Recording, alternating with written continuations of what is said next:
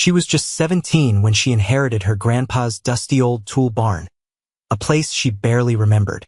But what she discovered hidden behind its walls would change not just her future, but her entire understanding of the past. This is the story of how an inheritance that looked like a burden turned out to be a second chance. If you've ever felt lost and then found a place to stand your ground, I think this will mean something to you. Stick around, and maybe subscribe if you believe in stories about fighting for what's yours. The door to the Northgate Youth Services facility clicked shut behind me with a sound I knew better than my own heartbeat. It was a heavy, metallic sigh of finality, the same sound that had punctuated every failed family visit, every transfer, every time a file was closed. For 6 years, that sound had meant I was staying. Today, it meant I was leaving. For good. I turned 18 at midnight, and by 8:05 a.m., I was standing on the curb with a state-issued debit card holding $75 and a black trash bag containing 2 pairs of jeans, a handful of shirts, my toothbrush, and a worn copy of a book I'd read a dozen times. The sky was the color of dishwater, a low, flat gray that mirrored the concrete of the building I was leaving behind. A cold November wind snaked its way through my thin jacket, a parting gift from the system. Freedom felt a lot like being cold and alone on a random Tuesday morning. I clutched the plastic strap of the trash bag, the crinkling sound loud in the quiet street. My caseworker, a perpetually tired woman named Mrs. Gable, had given me a thin manila envelope along with my discharge papers. "This came for you a while ago," she'd said, not meeting my eyes. "From a lawyer. We're supposed to hold it until your 18th. She handed it over like it was contaminated. It was stiff and official, my name, Maya Jacobs, typed neatly on the front, along with the address for Northgate. It was the first piece of mail I'd received in years that wasn't a form letter. I tucked it into the inside pocket of my jacket, a strange weight against my ribs. I walked the 3 blocks to the bus station, the trash bag bumping against my leg. I didn't have a destination. The plan, if you could call it that, was to take a bus to the city center, find a shelter, and start the process of not being homeless. That was the bar. Don't be homeless. Don't fail. Don't end up back in a different kind of system. The bus ride was a blur of smudged windows and the faces of strangers, each lost in their own world. I kept my hand over the envelope in my pocket, the sharp corner of the paper digging into my palm. It was a mystery, and for the first time in a long time, it was a mystery that belonged only to me. In the city, the noise was a physical assault after the muted quiet of Northgate. I found a small, steamy coffee shop and used 5 of my $75 on a black coffee I didn't really want. It was an excuse to sit at a table in the back, to be invisible for a little while longer. My hands trembled as I pulled out the envelope.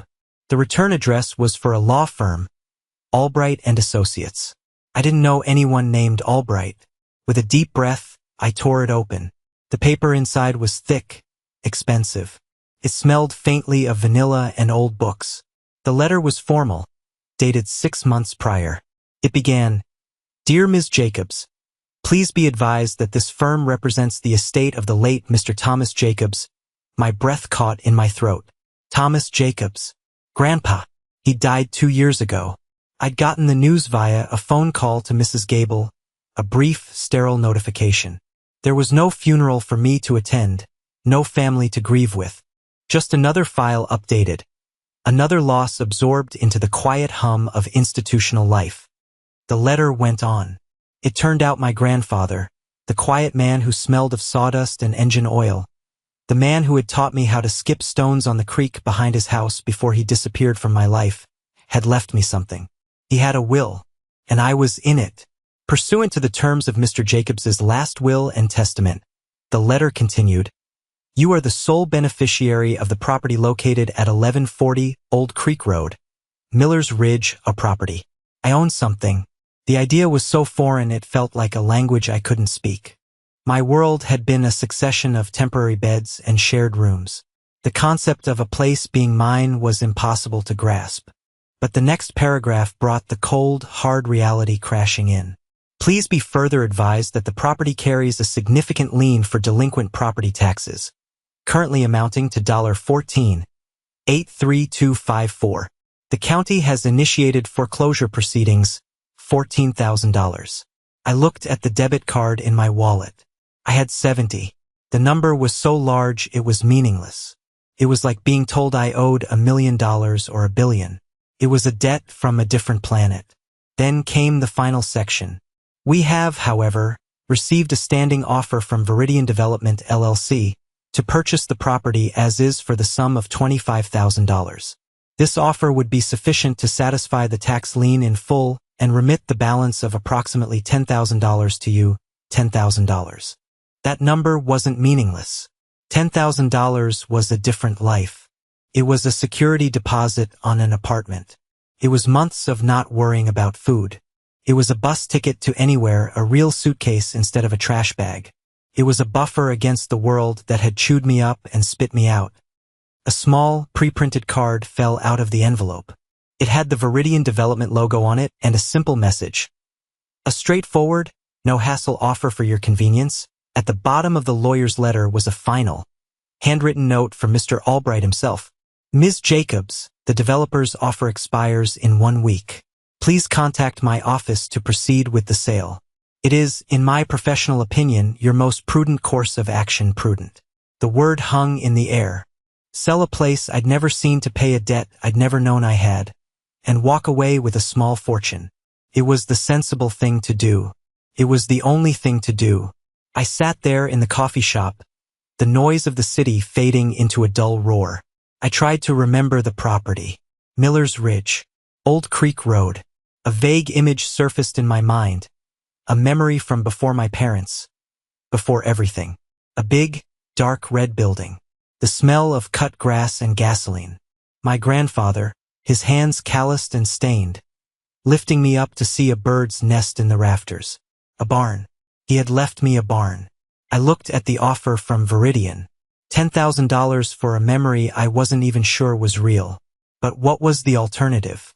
To let the county take it for nothing?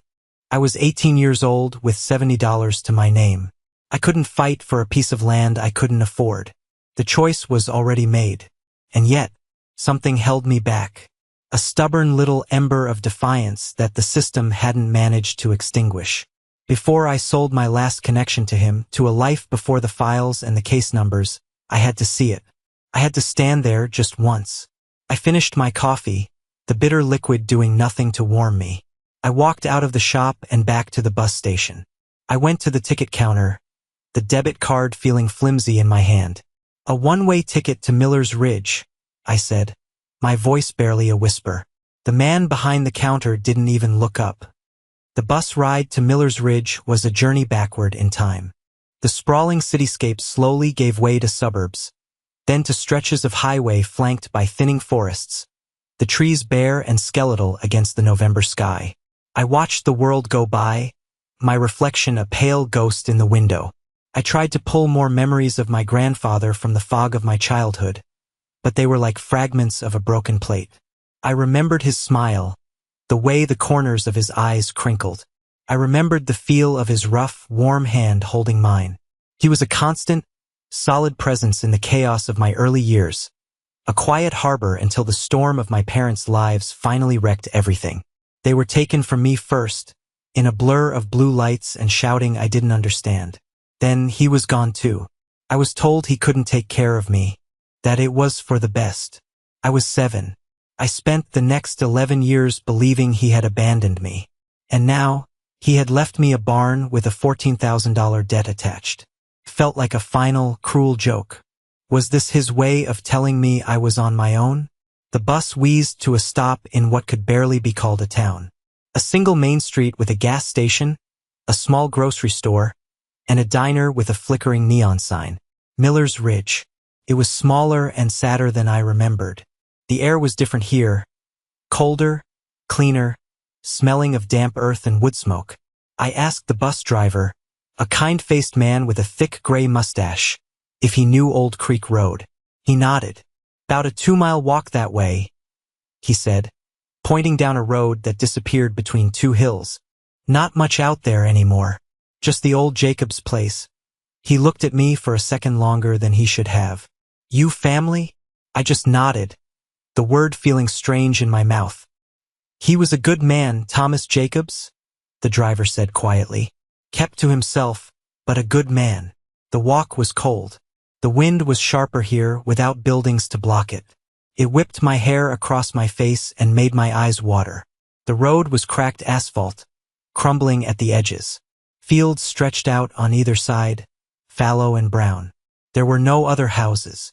Just the wind, the gray sky, and the sound of my own footsteps on the pavement. I felt impossibly small. After what felt like an eternity, I saw it. Set back from the road, at the end of a gravel driveway choked with weeds, was a large, faded red barn. Its roof sagged slightly in the middle, like a tired old man slumping his shoulders. The paint was peeling, and one of the large sliding doors hung crookedly on its track. This was it. This was my inheritance. My $10,000 problem. I walked up the driveway, the gravel crunching under my feet. The place was silent, but it was a different kind of silence than the institution. This was a natural quiet, the silence of a place that was simply waiting. A heavy chain was wrapped around the two large doors, secured with a rusty, formidable-looking padlock. The key. I'd forgotten about the key. Mr. Albright's letter had mentioned it was taped to the back of the envelope. My fingers, numb with cold, fumbled inside my jacket. There it was, a single old-fashioned iron key. It was heavy, ornate. It looked like it belonged in a fairy tale. The key slid into the padlock with a grating sound. For a second, it wouldn't turn. I put my other hand on it, using both to twist. The rust fought back, a stubborn protest against being disturbed after so long. Then, with a loud crack that echoed in the stillness, the mechanism gave way. The lock sprang open. I unwound the heavy chain, its links clinking together, and let it fall to the ground. I took hold of the crooked door and pulled. It resisted, groaning as the bottom edge scraped against the gravel and dirt. I put my shoulder into it, pushing with all my weight. Slowly, painfully, it slid open just enough for me to slip through. I stepped inside and the world changed. The wind died away, and the air became thick, still, and heavy with the scent of 100 forgotten years. It smelled of motor oil, sawdust, damp earth, and something else. Something uniquely his. It was the smell of my grandfather. Dust motes danced like tiny fairies in the single beam of gray light slanting down from a grimy window high in the rafters. The barn was cavernous, much larger than it had looked from the outside. The main floor was packed with the ghosts of a life's work. A massive, ancient-looking tractor sat under a dusty tarp, its tires flat.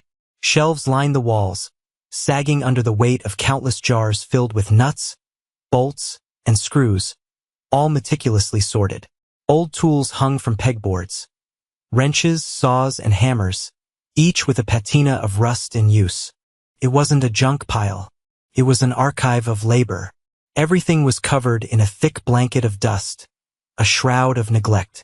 But underneath there was order, a place for everything and everything in its place. This had been his sanctuary. My eyes adjusted to the dim light. In the center of the space stood a heavy wooden workbench. It was scarred and stained, a map of thousands of hours of work. A metal vise was bolted to one corner, its jaws clamped shut. On the wall behind the bench, more tools hung in neat, orderly rows. I ran my hand over the surface of the bench, my fingers leaving a clean streak in the dust. I could almost see him standing here, his brow furrowed in concentration, his hands confidently shaping wood or metal. This was the heart of the place. This was the heart of him. I felt a wave of profound sadness wash over me. This place, so full of his presence, was about to be sold to a faceless company and likely torn down. All this history, this evidence of a life lived, would be reduced to a check that would buy me a few months of anonymous existence in a city that didn't care. Felt wrong. Felt like a betrayal. I leaned against the workbench, the rough wood pressing into my back. My eyes traced the lines of the tools on the wall. Everything was so perfectly arranged, a testament to a mind that valued order and precision. Except for one spot, near the bottom right of the pegboard, there was a strange gap. A hammer hung there, but the wall behind it wasn't the same dark, oil-stained wood as the rest. It was a slightly lighter shade, a rectangle of newer-looking planking that had been inexpertly stained to match the older wood. It was almost perfectly done. Almost. The grain didn't quite line up. The color was just a fraction off. It was the kind of detail you would only notice if you were staring, if you were looking for something that was out of place. My heart started to beat a little faster. It was probably nothing. A repair. A patch where the wood had rotted. But my grandfather was not a man for clumsy repairs. The rest of the barn told me that. I reached out and took the hammer off its hook. I ran my fingers over the rectangular section of wall. The seams were almost invisible, but I could feel them. A faint, hairline crack outlining a perfect rectangle about 2 feet wide and 3 feet high. I pressed on it. Nothing. I tried to find a latch, a handle, a hidden button. Nothing. It was just a solid piece of wall. I was being ridiculous, letting my imagination run wild. I was just a desperate kid looking for a miracle.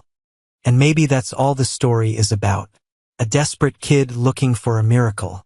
Sometimes when you're at the absolute bottom, when you have nothing left to lose, you start looking for hidden doors. You start believing that there's more to the story than what's on the surface. If you've ever been in that place, if you've ever had to stare at a wall and hope there was something on the other side, I want you to know I'm reading the comments on this video. Your story matters. And if you're finding some hope in mine, hitting that like button lets me know I'm not just talking to myself out here. It means a lot. Now back to the barn. I stood there, staring at that patch of wall, feeling like an idiot. I was cold, I was tired, and I was supposed to be figuring out how to call a lawyer and become $10,000 richer. Instead, I was chasing ghosts. I knocked on the panel. The sound was different. The rest of the wall gave a solid, dense thud. This section gave a hollow, resonant boom. There was space back there. Cavity. Adrenaline, sharp and electric, shot through me. I looked around the workbench. My eyes landed on a long, thin pry bar lying next to the vise. Its end was flattened into a chisel shape. It was heavy in my hand, cold and solid. I took a deep breath. This was crazy. I was about to punch a hole in the one thing of value I owned in the entire world. But the feeling, the gut instinct, was too strong to ignore. I wedged the tip of the pry bar into the hairline crack at the bottom of the panel. I leaned on it. The old wood groaned in protest. Splinters popped. For a second, nothing happened. Then, with a sharp crack, the bottom edge of the panel splintered and lifted a fraction of an inch. I had a purchase. I worked the pry bar back and forth, slowly widening the gap. The wood was stubborn, held in place by nails that didn't want to let go of their decades-long grip. My arms started to burn, my breath coming in ragged gasps. Finally, with one last heave, the panel tore away from the wall with a screech of tortured nails and fell forward, landing on the dusty floor with a loud bang that echoed through the cavernous barn. I stared into the darkness behind it. It was a small, crudely framed cavity in the wall, about a foot deep, and sitting on a small shelf inside was a gray, metal lockbox. It was an old army surplus ammo can, the kind you see at flea markets. It wasn't locked, just latched. My hands were shaking so badly I could barely work the simple clasp. I lifted the heavy lid. The inside was lined with what looked like old, yellowed foam. And nestled within that foam were two things. The first was a stack of letters, at least 30 of them, tied together with a piece of butcher's twine. The top envelope simply said, "For Maya." The second thing was underneath the letters. It was a stack of $100 bills, wrapped in a thick rubber band. I didn't count it, couldn't. My mind refused to process it. I just stared, my brain short-circuiting. I sank to my knees on the floor, the pry bar clattering beside me. I picked up the bundle of letters. The twine was old and brittle. It snapped in my fingers. The top letter was thick, the envelope soft with age. My name was written in my grandfather's hand. A strong, slightly slanted script I recognized from the one birthday card I still had from him, tucked into the back of my book. My fingers trembled as I unfolded the first page. The date at the top was from just after my 7th birthday, a few weeks after I'd been taken into the system. "My dearest Maya," it began. If you are reading this, it means I am gone, and you have found your way back here. It means you are 18 and a woman grown. I am so sorry. Those are the first words I need to say. I am sorry for not being there. I am sorry for the silence. I need you to know that the silence was not because I didn't love you.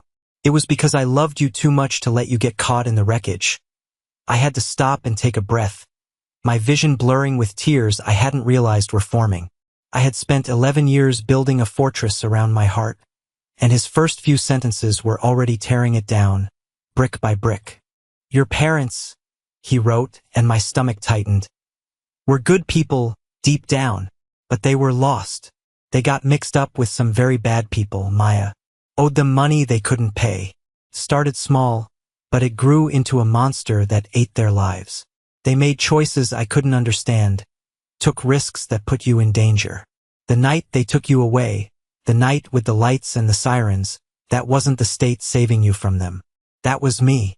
I made the call. I told them you weren't safe. It was the hardest thing I have ever done. Felt like cutting off my own arm. They told me if I took you myself, the people your parents owed would come looking for you. They would use you to get to your parents or to get to me. The social worker, a good woman, she told me the only way to make you disappear, to truly keep you safe, was to let the system swallow you. To make you a ward of the state. No forwarding address. No contact. A ghost. They said it was the only way to break the chain. I sat there on the cold, dusty floor of the barn, the world tilting on its axis. The story I had told myself for over a decade, the story of abandonment, of being thrown away, was a lie. It wasn't an abandonment. It was a protection. A brutal, desperate, and heartbreaking act of love. He hadn't thrown me away. He had hidden me. I cried. I don't know for how long. I cried for the little girl who thought her grandpa didn't want her. I cried for the teenager who had hardened her heart to survive. And I cried for him, for the lonely old man who had to give up the one person he loved to save her. The letter continued, his steady handwriting a lifeline in the swirl of my emotions. I fought to get you back, Maya. For the first 2 years, I went to every court date. I filed every paper. But they were relentless. The people your parents were involved with, they had connections. They made it clear that if I ever got custody, you would never be safe. They saw you as an asset, a piece of leverage. So I had to make another choice. I had to let you go, truly. I had to stop fighting, stop showing up. I had to become a ghost, too. But I never stopped watching. I got reports. I knew which homes you were in. I knew you were safe, fed, and in school. It was a pale, pathetic substitute for being your grandfather. But it was all I had. My chest ached with a pain so deep it felt physical. All those years I'd felt invisible. He had been watching from the shadows. He hadn't forgotten me. He had never, for 1 second, forgotten me. This barn, the letter went on. This land, it was the only thing I had that was truly mine, free and clear. Your parents had signed over their share of the house years ago. But the barn was mine. I knew they couldn't touch it. So I started to make a plan. I knew one day you would be 18. You would be free. And maybe, just maybe, you would need a place to start. Place that was yours. So I started saving. Every extra dollar from every odd job, every tractor I fixed, every piece of furniture I repaired. It's not a fortune what's in this box. But I hoped it would be enough. Enough for the taxes. Enough for a start. There's a development company, Viridian, that's been sniffing around this land for years. They're like vultures. They've been buying up all the old family plots, trying to force people out. They'll probably come to you with a lowball offer the second you inherit this place. They'll see a kid in trouble and try to take advantage. Don't let them. This land is more than just dirt, Maya. This is your ground. Your place to stand. I unfolded the next letter. And the next. For hours, I sat on the floor and read the story of my life through his eyes. He wrote about my parents' descent, his grief and helplessness. He wrote about his lonely days in the barn, fixing things for other people while his own family was broken. He wrote about me. He had notes from my case managers, third-hand information he'd gotten from a friend of a friend who worked at the county office. Heard you won the spelling bee in 3rd grade, one letter said. Your teacher said you were the smartest kid in the class. I was so proud. Another. They said you were quiet in the new group home. I hope you're not too lonely. I hope you have a book to read. He had followed my life from a distance, celebrating my tiny victories and mourning my struggles in silence, pouring it all onto these pages. It was a record of a love that had been forced underground but had never died. The last letter was dated just a month before he passed away. His handwriting was shakier now, the confident script wavering. I'm tired, Maya. The work is getting harder. I don't know how much longer I have. I hope I've done enough. I hope this is waiting for you when you need it. I want you to know the truth. Not the story they told you, but the real one. The one where you were loved, fiercely and completely, every single day. This barn isn't just a building. It's a promise I made to myself.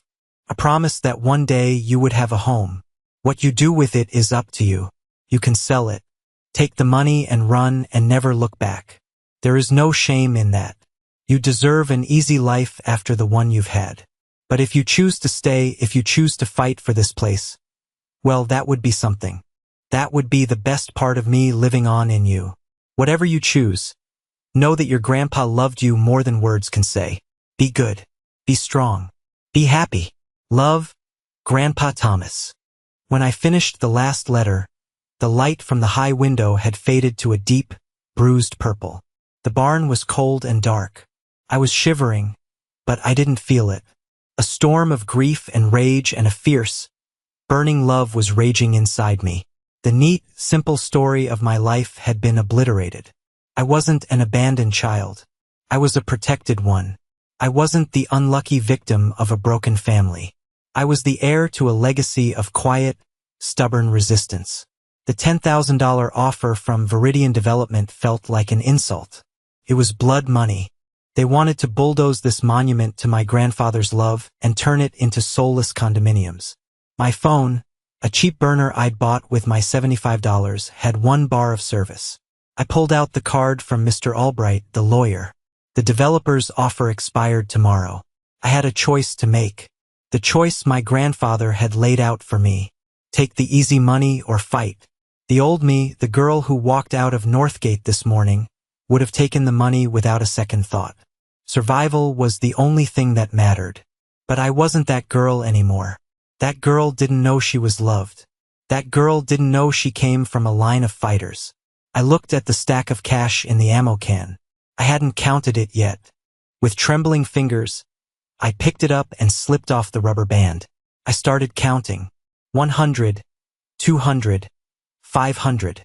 The stack was bigger than it looked. My grandfather hadn't just saved. He had sacrificed. 10,000, 12, 14. When I finished, the total was $15,000. Enough. It was enough. Enough to pay the taxes and have $367.46 left over. It wasn't $10,000. It wasn't a new life handed to me on a platter. It was something better. It was a fighting chance. It was the tool he had left me. I took a deep, shuddering breath, the cold air burning my lungs. I found Mr. Albright's number and dialed. The phone rang 3 times, then went to voicemail. I almost hung up. My throat was tight, my voice gone. But then I looked at the letters piled on the floor. I looked at the workbench. I thought of his hands. I cleared my throat and spoke. Mr. Albright, I said, my voice hoarse but steady. This is Maya Jacobs. I'm calling about the property at 1140 Old Creek Road. I'm not selling. I'm keeping it. I ended the call before he could answer, before I could change my mind. I had made my choice. I was staying. The next morning, I woke up stiff and cold on a pile of dusty tarps, the first rays of morning light cutting through the grime on the windows. For the first time in my adult life, I hadn't slept in a room with strangers. I had slept in my own home. The finality of my decision from the night before had settled in, a heavy but solid weight in my gut. I wasn't just staying, I was fighting. And the first battle was against time and bureaucracy. I used the last of my phone's battery to look up the address for the county tax office. It was in the next town over, a 40-minute bus ride away. I counted out the $15,000 again, my hands still shaking slightly at the sight of it. I bundled it into the ammo can along with the letters. Felt safer there. I found an old, greasy backpack hanging from a hook and put the box inside. Then I slid the big barn door open and stepped out into the crisp morning air. The world looked different. The peeling paint on the barn didn't look like decay anymore. It looked like character. The overgrown weeds didn't look like neglect. They looked like a challenge. The walk back to the main street of Miller's Ridge felt shorter this time. I stopped at the small grocery store, its bell jingling as I opened the door. An older woman behind the counter looked up from her newspaper. "Help you?" she asked, her eyes sharp and curious. I bought a bottle of water and a protein bar, my first meal in almost 24 hours. As I paid, she said, "You're staying out at the old Jacobs place, aren't you? Saw you walking out that way yesterday." I nodded, bracing for judgment. "Place has been empty a long time," she said, her expression softening. "Thomas was a good customer. Kvietman. Fixed my husband's lawnmower more times than I can count. Never charged us what he should have." She pushed my change back across the counter. "Glad to see someone's out there. The place deserves a life." Her small act of kindness was like a crack of light in my armor. Maybe I wasn't entirely alone in this fight. The bus ride to the county seat was nerve-wracking. The backpack with the cash felt like it was glowing. I imagined being robbed, losing it all, failing my grandfather before I even had a chance to begin. The county building was an imposing brick structure, filled with the smell of old paper and stale coffee. I found the tax assessor's office and stood in line, my heart pounding against my ribs. The woman at the counter looked as tired as Mrs. Gable. "How can I help you?" she asked, her voice flat. "I'm here to pay the back taxes on the property at 1140 Old Creek Road," I said. "The Jacobs property." She typed the address into her computer, her expression unchanging. "Jacobs, right? That's in foreclosure. Scheduled for auction next month." She looked up at me, a flicker of pity in her eyes. "The total due is $14,832.54. She said it like she was daring me to have it. I took a deep breath, unzipped the backpack, and lifted the heavy ammo can onto the counter. I opened the lid and took out the bundle of cash. Her eyes widened. She stared at the money, then at me, then back at the money. "You're paying in cash?" she whispered, as if we were in a library. I just nodded. She called her supervisor over. They took me into a back room and counted the money 3 times with a machine. They checked every bill. It felt like a criminal interrogation, but every bill was real. Every dollar was there. An hour later, I walked out with a receipt stamped, paid in full, and a document halting the foreclosure. I was $367.46 poorer, but the barn was mine, free and clear. It was the single most terrifying and exhilarating thing I had ever done. My phone rang as I was waiting for the bus back to Miller's Ridge. It was an unknown number. I answered it. "Ms. Jacobs? This is Robert Albright." His voice was different than I'd imagined. Younger, less stuffy. "I got your message. I have to admit, I was surprised. I'm keeping the property," I said, my voice stronger now. "I paid the taxes this morning." There was a long pause on the other end of the line. "You paid them? All of them?" "Yes, Ms. Jacobs." "Maya," he said, his tone shifting from professional to personal. "Viridian is not going to be happy. Their offer was contingent on the tax lien. Now that it's cleared, they have no leverage. But they won't just go away. They want that land." "I know," I said. "My grandfather warned me about them in his letters." "Letters?" he asked, his interest piqued. I hesitated, then told him everything. About the hidden box, the letters, the cash. I told him the real story of why I was in the system. When I was finished, there was another long silence. "My God," he finally said, his voice soft. "Thomas never said a word. He just told me to make sure you got the property, no matter what. He made me his executor and gave me one instruction: protect the inheritance for Maya." I thought he was just a stubborn old man. I had no idea he cleared his throat. "Listen, Maya," You're not my client anymore in the traditional sense, but I feel a certain responsibility here. Your grandfather was more than just a name on a file to me. You're going to need help. Viridian plays dirty. They'll try to find code violations, zoning issues, anything to force you out. You need to get that place cleaned up. Make it habitable. Establish residency. The best defense you have is to live there. His advice solidified what I already knew I had to do. This wasn't just about owning the barn. It was about inhabiting it, making it a home. The work began the next day. The first task was cleaning. Decades of dust and grime covered everything. I started in one corner with a broom I found and began the long, slow process of reclaiming the space. I swept, I scrubbed, I sorted. I filled dozens of trash bags with actual garbage, rotted tarps, empty oil cans, nests of mice. But I was careful with his things. The tools, I wiped down one by one, oiling the metal parts to ward off the rust, hanging them back on their hooks. The jars of screws and bolts I dusted and rearranged. It was grueling physical labor. My muscles ached in ways I didn't know they could. My hands were raw and blistered. Every night I would collapse onto my makeshift bed of tarps, too tired to even dream. But with every square foot of floor I cleared, with every tool I cleaned, I felt like I was earning my place there. I wasn't just cleaning a building. I was tending to his memory. I was having a conversation with him through his possessions. I found more of him in the work.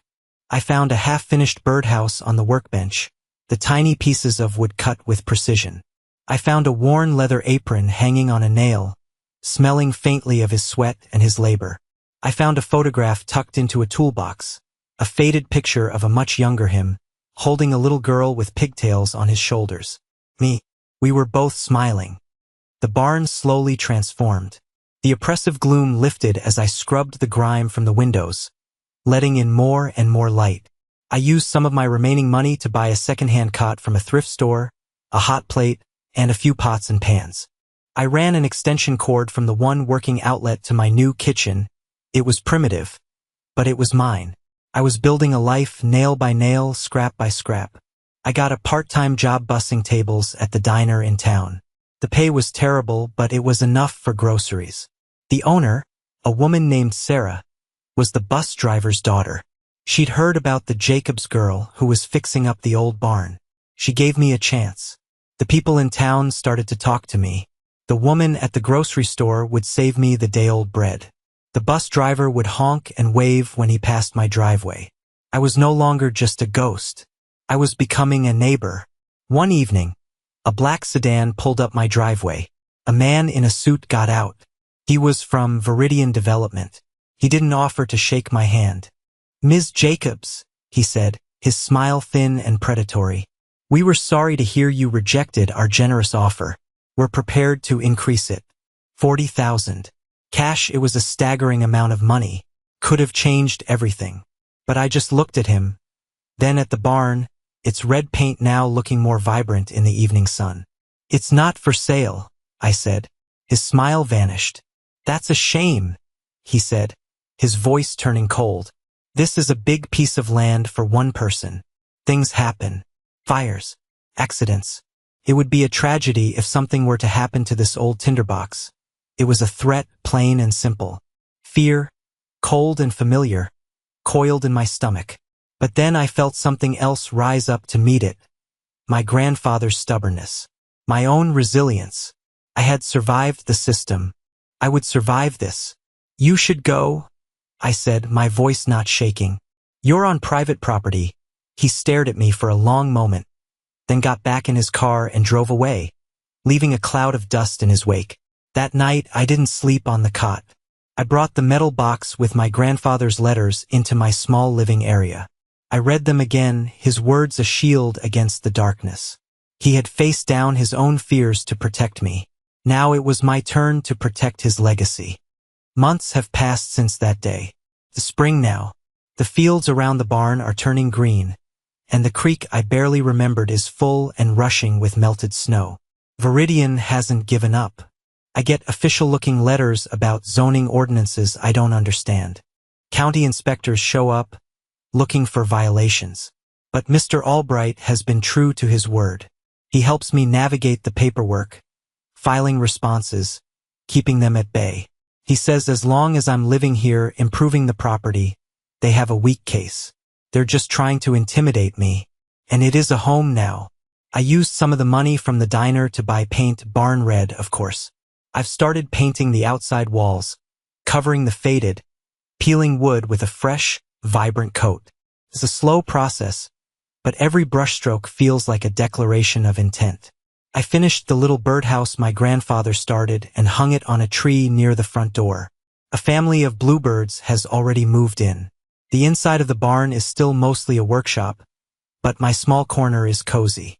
I have a bookshelf now, filled with books from the thrift store. I have a small rug on the floor. At night, I leave the big doors open a crack and listen to the sounds of the country. The crickets, the owls, the wind in the trees. It's a different kind of quiet now. It's not the silence of absence. It's the silence of peace. I don't know what the future holds. The fight with Viridian is far from over. Life is still hard. But for the first time, it feels like my life. I'm not just a case file number. I'm Maya Jacobs, the girl who lives in the red barn on Old Creek Road. The girl whose grandfather loved her enough to build her a fortress disguised as a ruin. This inheritance wasn't the $15,000 in the box. It wasn't the deed to a piece of land. The real inheritance was the story he left me. The truth. He gave me back my past, and in doing so, he gave me a future. He taught me that home isn't just a place you're given. It's a place you claim. It's a place you fight for.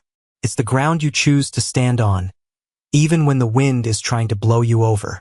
Sometimes the things that look like burdens are actually foundations in disguise. A dusty old barn, a pile of debt, a painful history. They can be the very things you use to build a new life. It's about looking past the peeling paint and the rust to see the solid bones underneath. It's about choosing to pick up a hammer or a paintbrush or just a broom and starting the work. It's not about waiting for a miracle. It's about making one. So I want to ask you something. What in your life looks like a ruin but might actually be a foundation? What story have you been told that needs to be rewritten? Maybe you've been through the system, maybe you felt abandoned, or maybe you're just standing at a crossroads trying to figure out which way to go. I want you to know you're not alone. This community we're building here, it's for people like us. People who know that the most valuable things aren't always the shiniest. If this story meant something to you, if it gave you a little bit of hope or made you feel a little less alone, consider subscribing. Join us. And please, in the comments below, tell me your story. Tell me about a time you chose to fight for your piece of ground. I'll be reading them, because every story of survival, every story of building a home against the odds, is a light in the dark. Thank you for listening. Be good, be strong, and be happy.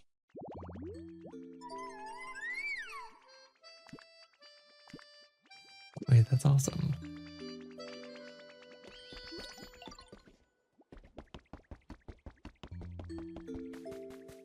Q1's backstory is metal AF. I know. It's actually really funny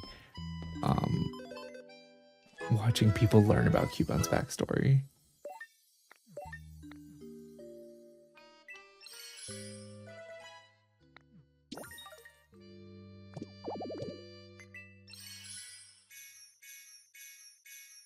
Oh my god, so many new things. Okay.